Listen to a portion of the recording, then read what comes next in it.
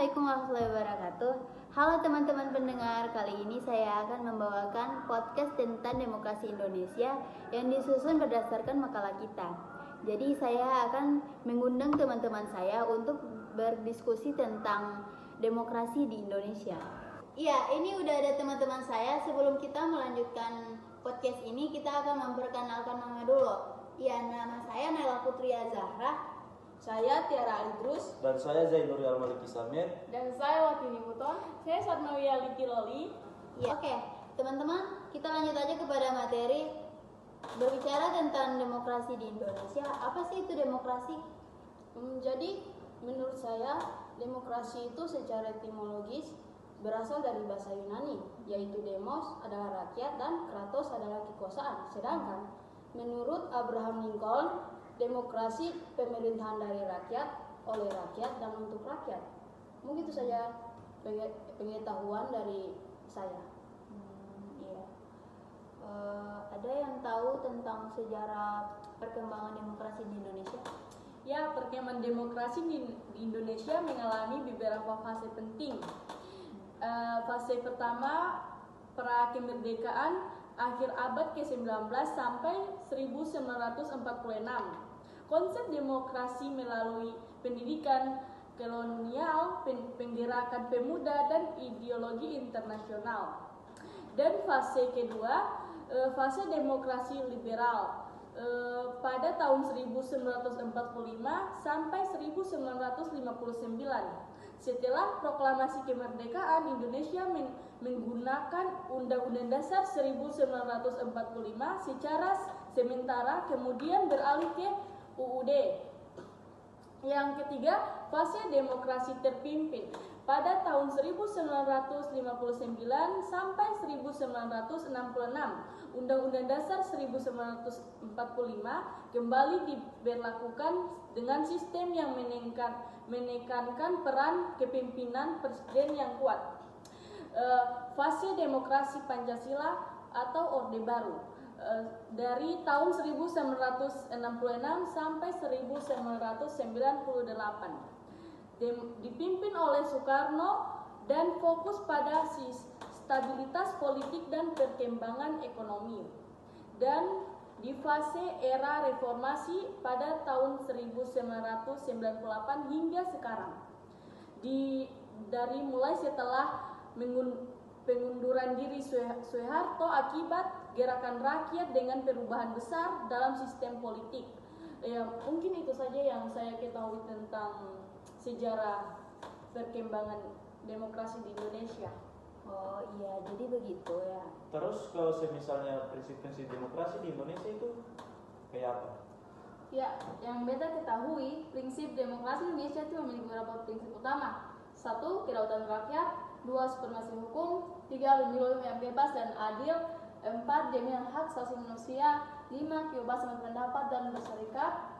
6. Keseimbangan hak dan kewajiban warga negara. Dan yang terakhir, adanya lembaga perwakilan rakyat. Ya. Terus apa sih tantangan demokrasi di Indonesia? Kalau menurut berita tantangan demokrasi di Indonesia itu seperti politik uang, korupsi, kurangnya pendidikan politik masyarakat, kurangnya transparansi dari pemerintah. Nah, tantangan ini itu kalau diatasi secara serius itu bisa dapat menyebabkan lemahnya demokrasi di Indonesia. Gitu. Jadi apa itu sih politik uang? Kalau politik uang itu sebenarnya praktik yang mempengaruhi pemilih. Contohnya tuh kayak misalnya ada mau penyelenggaraan pemilu, harus kita yang calon, kita mau cari kita suara terbanyak ini. Nah, kita mempengaruhi orang-orang itu dengan uang, sembako. Kita bilang kamu pilih beta, kamu dapat ini, begitu. Itu namanya itu namanya politik uang atau money politik, gitu. Oke. Ini tadi kita ada mendengarkan penjelasan dari Tini tentang prinsip-prinsip demokrasi di Indonesia. Terus di dalamnya itu ada supremasi hukum. Apa itu supremasi hukum? Yang beta ketahui, supremasi hukum yaitu kekuasaan tertinggi hukum. yang harus dipatuhi oleh semua orang termasuk pemerintah. Oh. Terus peranan demokrasi dalam kehidupan berbangsa dan bernegara itu kayak gimana? Demokrasi merupakan sistem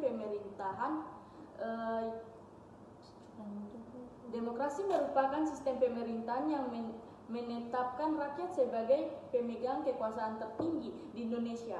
Demokrasi dijalankan berdasarkan Pancasila, Undang-Undang Dasar 1945 yang menjunjung tinggi musyawarah, keadilan, dan gotong royong. Namun, dalam praktiknya demokrasi di Indonesia mengalami berbagai dinamika dan tantangan. Oleh karena itu, pemahaman sistem pemerintahan benar-benar mencerminkan kehendak rakyat. Terus cara mendorong partisipasi warga supaya bisa aktif itu seperti gimana? Nah, jadi untuk mendorong partisipasi warga agar aktif itu harus menyediakan kewarganegaraan sejak dini, menyediakan ruang aspirasi masyarakat, transparansi dan kepercayaan pada pemerintah. Asal itu memanfaatkan teknologi media sosial, mendukung organisasi masyarakat dan telan dari pemerintah. Dan yang terakhir itu apresiasi terhadap peristiwa warga. Oh iya. Jadi itu saja ya podcast hari ini. Terima kasih telah mendengarkan podcast ini.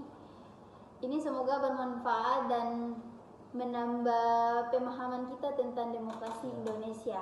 Betul. Sampai jumpa teman-teman. Bye-bye.